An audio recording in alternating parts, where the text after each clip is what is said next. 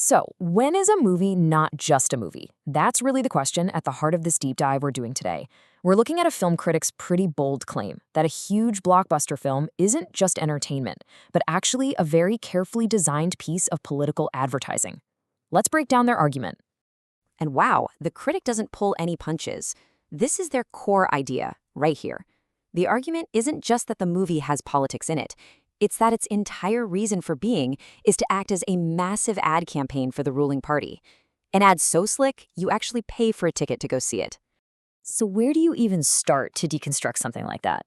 Well, interestingly, the critic doesn't begin with the opening scene. They start with the fine print, the film's own disclaimer.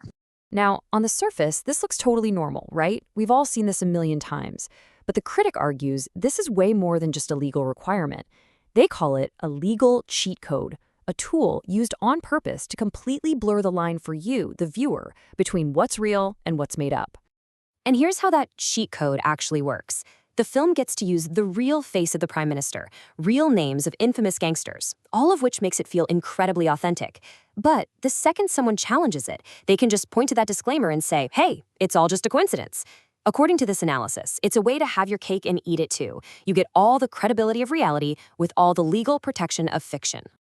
Okay, so from there, the critic goes even deeper. They start breaking the film down almost frame by frame, looking for classic advertising techniques. The goal here isn't to sell you a soda, but to sell you a very specific political story. The first technique the critic points to is something called emotional priming. And the idea is actually pretty simple. You make the audience feel a certain way, angry, scared, proud, before you give them your main message. It kind of gets them warmed up and way more likely to accept the story you're about to tell. And the analysis gives a really clear example. The movie opens with a graphic scene of a mob lynching in Pakistan. Now, the critic argues that if you took this scene out, it would have absolutely zero effect on the plot. Its only job from this point of view is to stir up a feeling of religious tension right from the get-go. All right, now this next technique is, well, it's pretty direct. The critic points out how the movie's main villain, a character based on one of India's most wanted criminals, literally says on screen how effective the prime minister is. So you have to ask, why do that? The critic says it's just a brilliant persuasion tactic. Think about it. If the hero praises himself, it doesn't mean much. But when the most feared bad guy in the story admits he's scared of the hero, that sends a much more powerful message to the audience. It's like the ultimate testimonial from the last person you'd expect.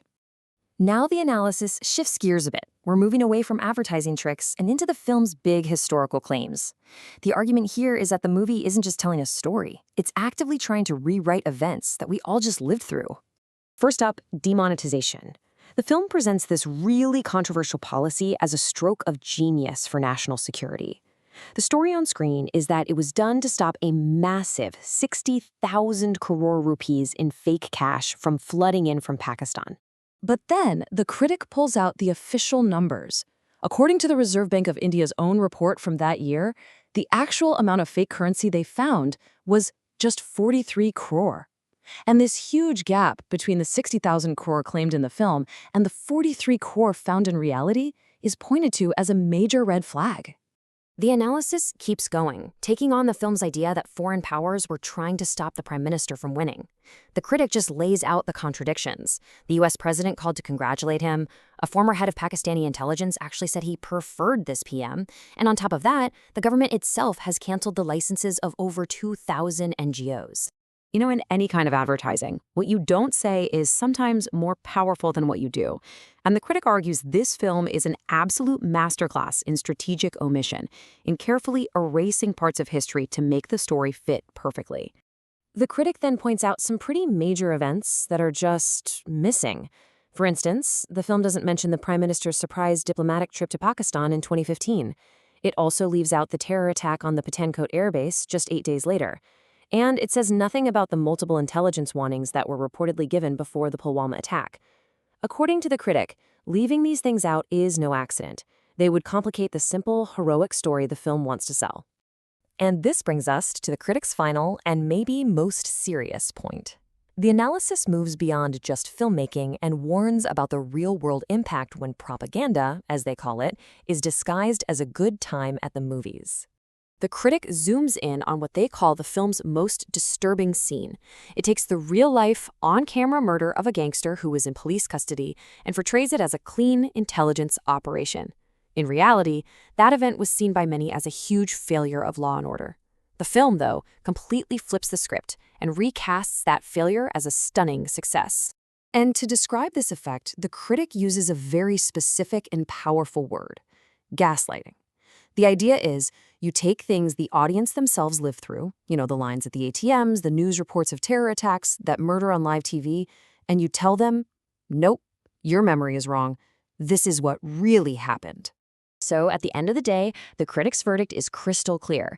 This shouldn't be judged as a piece of cinema, because in their view, that was never its real goal. Instead, it should be seen as peak advertisement, a commercial so powerful you happily pay money to watch it. And so the analysis leaves us with this one last really important question. If a film can successfully mix fact and fiction to build up one political leader and paint his rivals as traitors, what does that mean for the future? What's to stop the next movie from using these same tricks to label any political party as anti-national? It's a question that really forces you to think about that blurry line between art, politics, and persuasion.